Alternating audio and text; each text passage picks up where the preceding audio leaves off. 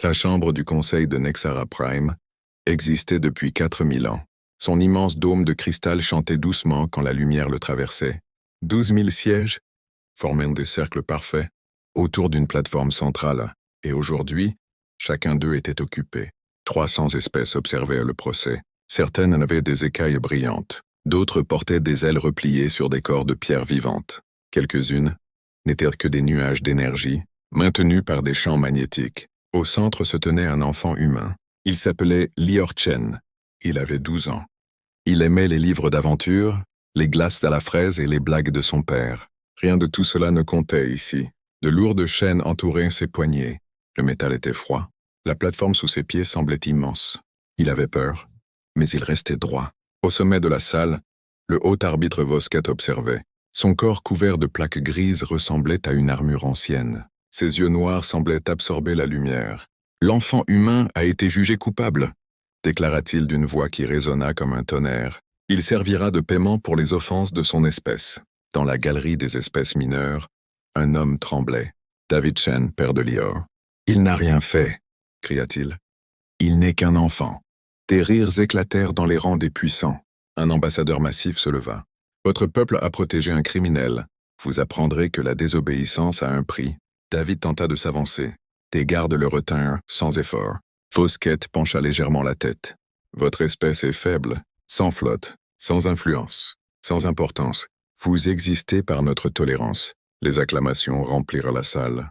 Sur la plateforme, Lior sentit ses yeux brûler. Il pensa à sa maison, à son petit frère, à sa vie qui s'arrêtait ici. Mais il se souvenait aussi de ce que son père lui avait appris. Le courage n'était pas l'absence de peur. C'était rester debout malgré elle. Alors il releva la tête, et il fixa l'arbitre sans détourner le regard. Un silence étrange traversa brièvement la salle, comme si quelque chose venait de changer. Et tandis que l'horloge annonçait 30 minutes avant l'exécution, une force invisible venait de s'éveiller. Quelque part dans l'ombre de la galaxie, dans la galerie réservée aux espèces mineures, David Chen était à genoux. Ses mains tremblaient. Ses yeux restaient fixés sur son fils, seul sur la plateforme. Puis quelqu'un s'assit calmement à côté de lui. Un homme âgé en uniforme simple. Aucun insigne. Aucune décoration. « David, dit-il doucement. » David leva les yeux. « Directeur Vance. » C'était Hector Vance, chef officiel de la coordination de défense terrestre. Un poste sans armée, sans pouvoir. Du moins officiellement. Ils m'ont donné un communicateur pour ces derniers mots, murmura David. « Parfait, répondit Hector, utilise-le. » Pour lui dire quoi? Que tout ira bien. Ce serait mentir. Hector posa un petit appareil discret dans la main de David. Une lumière bleue pulsa doucement. « Écoute-moi. Appelle Lior. Dis-lui de tenir encore 27 minutes. » David fronça les sourcils. « Pourquoi? » « Parce qu'il ne sera pas seul. Nous n'avons rien. Pas de flotte. Pas d'alliés. » Hector le regarda calmement. « Nous avons seulement été très patients. » Il se leva et quitta la salle sans attirer l'attention. Dans un couloir vide, il activa son appareil. « Vance, code, Whisper 77 Alpha. Pause. Le protocole est actif. À travers la galaxie, des lumières s'allumèrent dans des lieux oubliés. Des structures secrètes sortirent du silence. Des vaisseaux dissimulés commencèrent à changer. Sur la plateforme, David pressa le communicateur. « Lior, reste fort. Papa, aide arrive.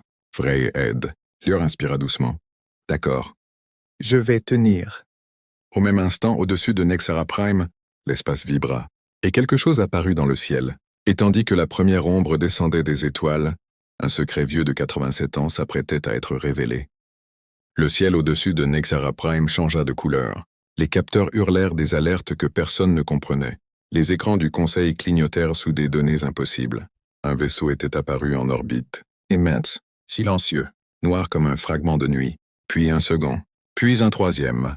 En quelques secondes, des dizaines de formes identiques surgirent de l'hyperespace, se plaçant en formation parfaite autour de la planète. Dans la salle, le silence remplaça la panique. « Que sont ces vaisseaux ?» demanda un conseiller, la voix tremblante. Les techniciens tentèrent d'analyser les signatures énergétiques. « La technologie inconnue ?»« Bien au-delà de nos standards. Cela vient de l'espace humain, » ajouta un autre. « Impossible. Les humains ne possèdent rien de tel. » Sur son trône, Vosket serra ses griffes contre les accoudoirs. « Trouvez une explication. » Dans la galerie, David leva lentement les yeux vers les écrans. Son souffle se coupa.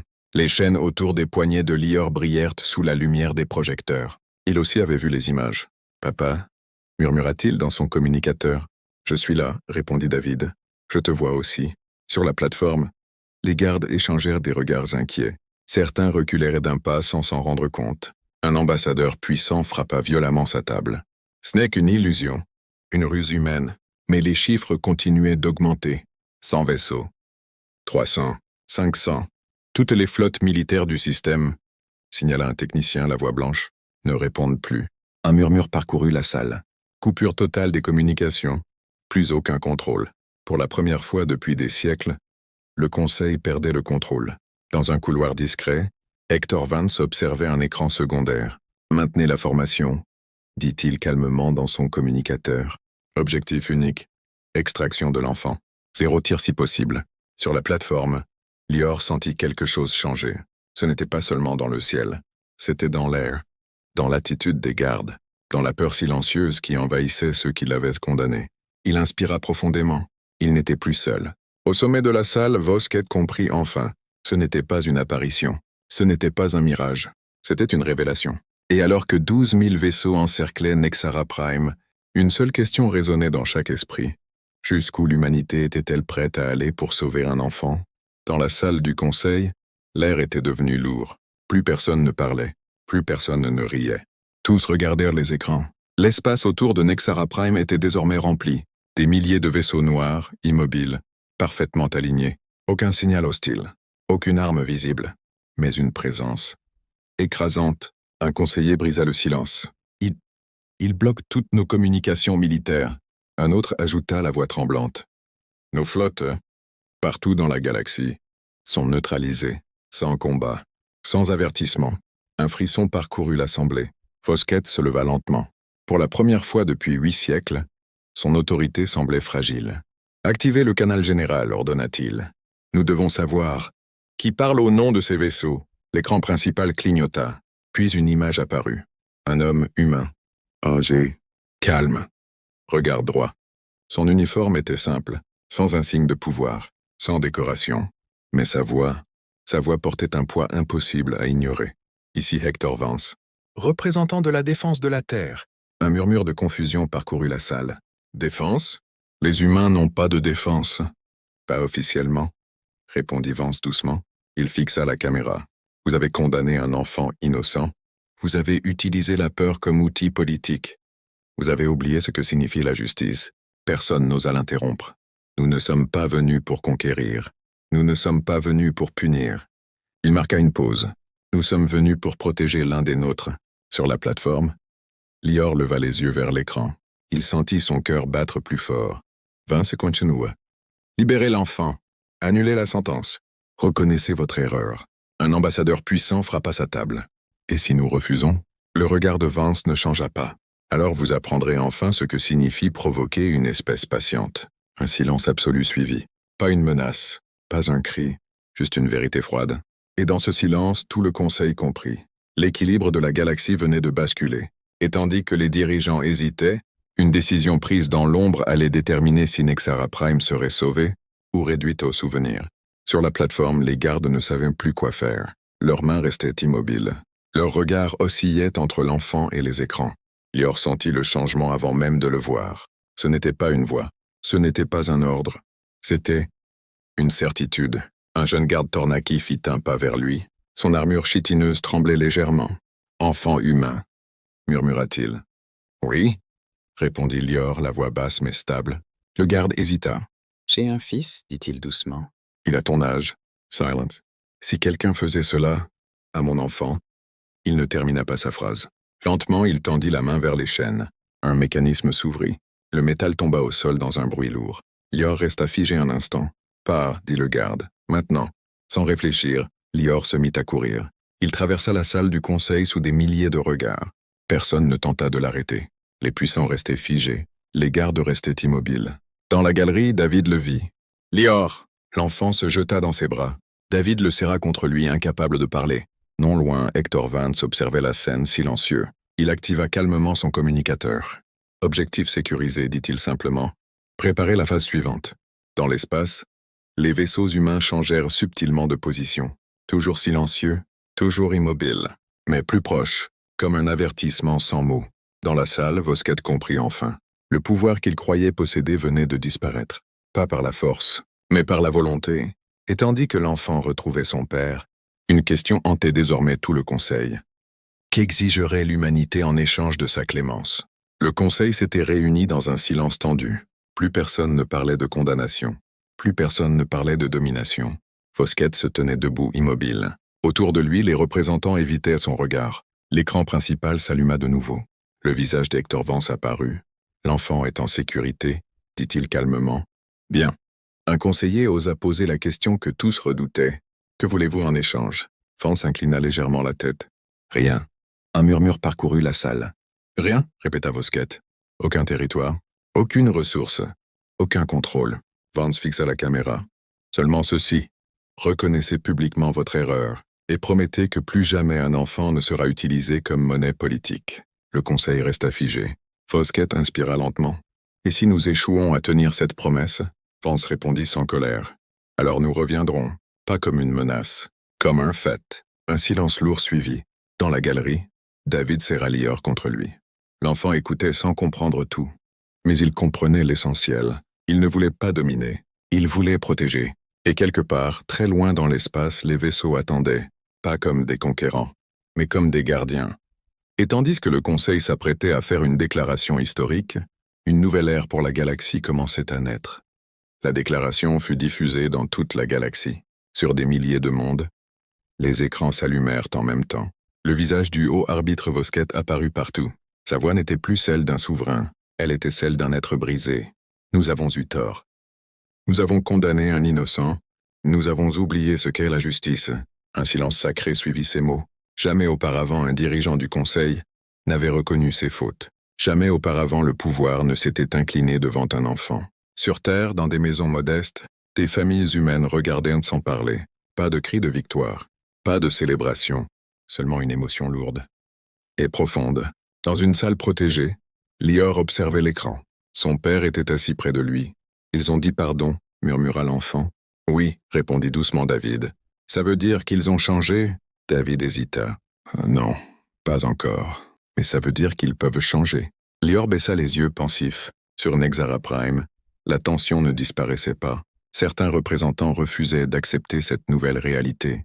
Leurs regards étaient durs, leur fierté blessée.